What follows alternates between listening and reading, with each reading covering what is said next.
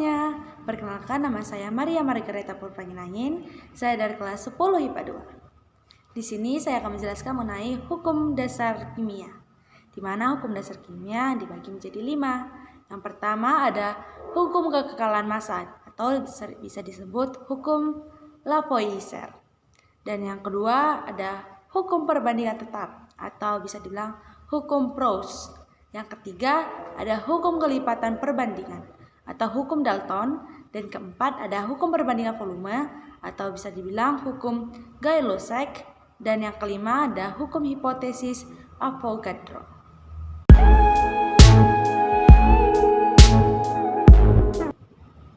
Yang pertama ada hukum kekekalan massa atau bisa dibilang dengan hukum Lavoisier, di mana pada hukum ini berbunyi bahwa massa total zat-zat sebelum reaksi akan selalu sama dengan massa total zat-zat setelah reaksi atau hasil reaksi. Pada hukum ini dikemukakan oleh Antonin Laurent Lavoisier pada tahun 1743 sampai 1794.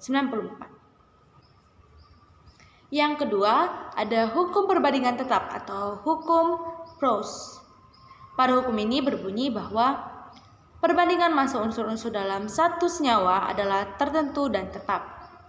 Pada hukum ini dikemukakan oleh Joseph Louis Proust pada sekitar tahun 1799.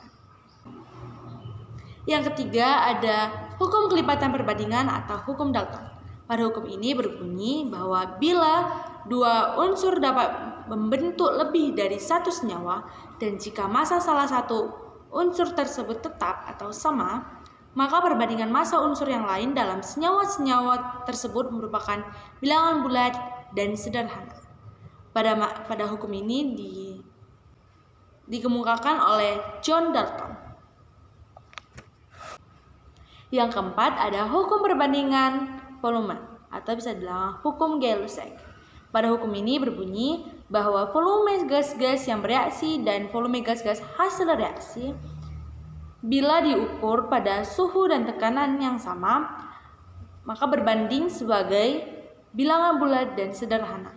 Hukum ini dikemukakan oleh ilmuwan Prancis bernama Joseph Louis Gay-Lussac pada tahun 1778 sampai 1850.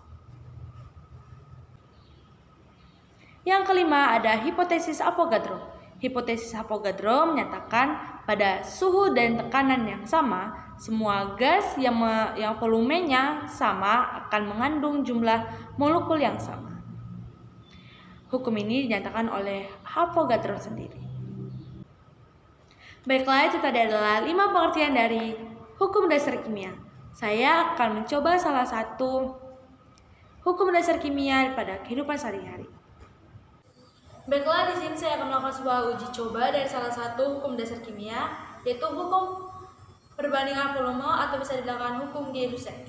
Di mana pada hukum ini berbunyi bahwa pada suhu dan tekanan yang sama, perbandingan volume gas yang bereaksi dan hasil reaksi merupakan bilangan bulat dan sederhana.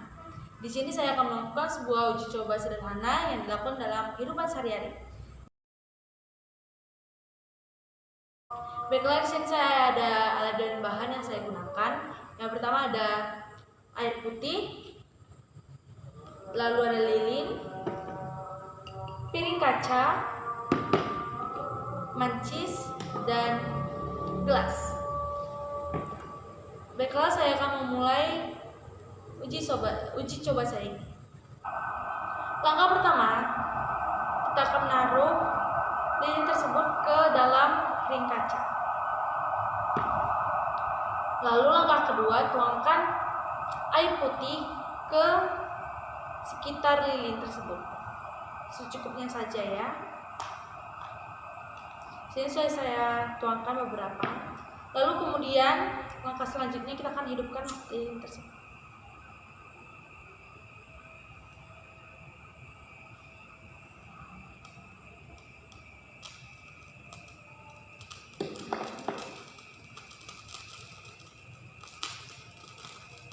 Oke.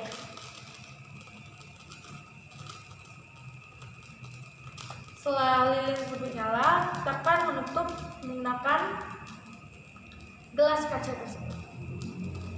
Lihat apa yang terjadi, oke?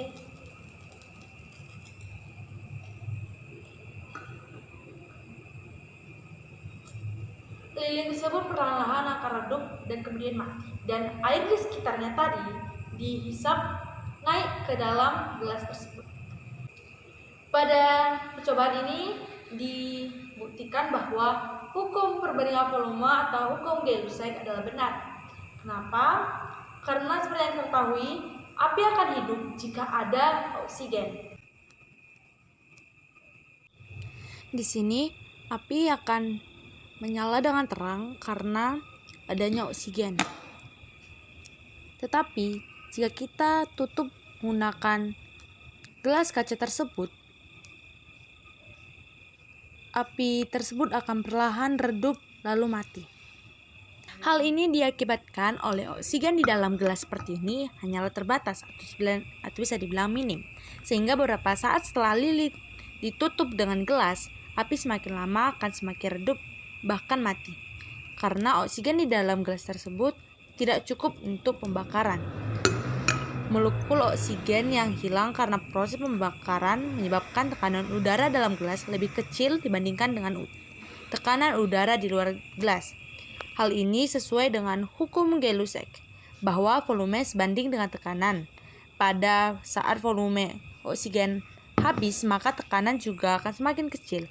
Maka tekanan mengalir dari luar ke dalam karena tekanan di luar lebih besar daripada yang di dalam gelas, sehingga menyebabkan air di dalam gelas terhisap ke dalam gelas.